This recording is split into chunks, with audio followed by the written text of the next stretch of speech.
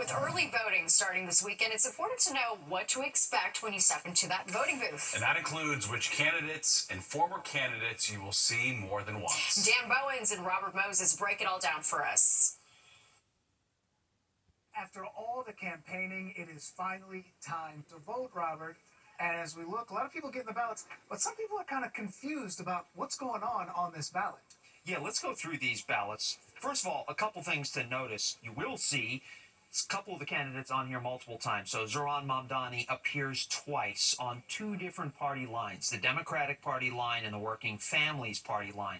Same thing with Curtis Sliwa. He too appears twice, once on the Republican line and once on the Protect Animals line. If you want to vote for either of these candidates, only fill in one of the circles. It's not like if you fill in two Mamdani circles or two Sliwa circles, you get two votes. No, just one vote, so just fill in one circle. Doesn't matter which of the parties you use, but fill in the circle for the candidate you want. So in other words, if I vote for Mamdani and Working Families, it'll still count for Mamdani, the Democrat. It'll count for the same person. It'll go to the tally corresponding to the party. And I remember a lot of people during the primary, obviously that was a ranked choice system. We're seeing a lot of candidates here, and this is not ranked choice. This is winner takes all. Correct. This is vote for one candidate. And we should also point out, if we come in a little tighter, a couple candidates who have dropped out, i.e. Jim Walden, right. Mayor Eric Adams. Still on the ballot. They're still on the ballot, and the reason why they are is because they announced their intentions to drop out after the deadline had passed. So these ballots had already been made up.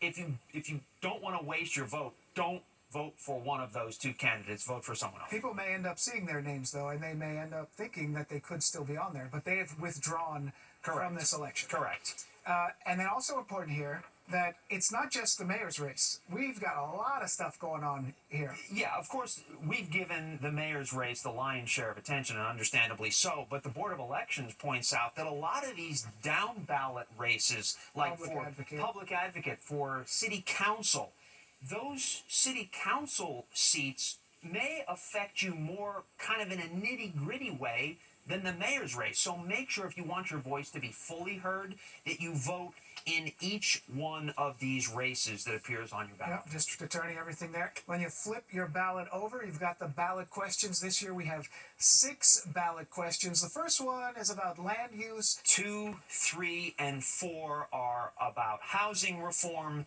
The 5th one is about creating a digital city map. And then the 6th one would move local elections to presidential election years. Why would they do that? Well, the reason for that is to try to increase participation, because a lot of voters say, hey, if it's not a presidential election, I don't care, I'm not going to vote. That's a bad idea. So if everything is kind of in one year, the thinking is the turnout will be much better. Well, hopefully we get some good turnout this year, and hopefully running through the ballot like this has helped some of you out there. We know it can be confusing, but if you take your time, we're going to all figure it out. Yeah, just some general pointers. There could be lines, so vote early. Remember, take advantage of early voting.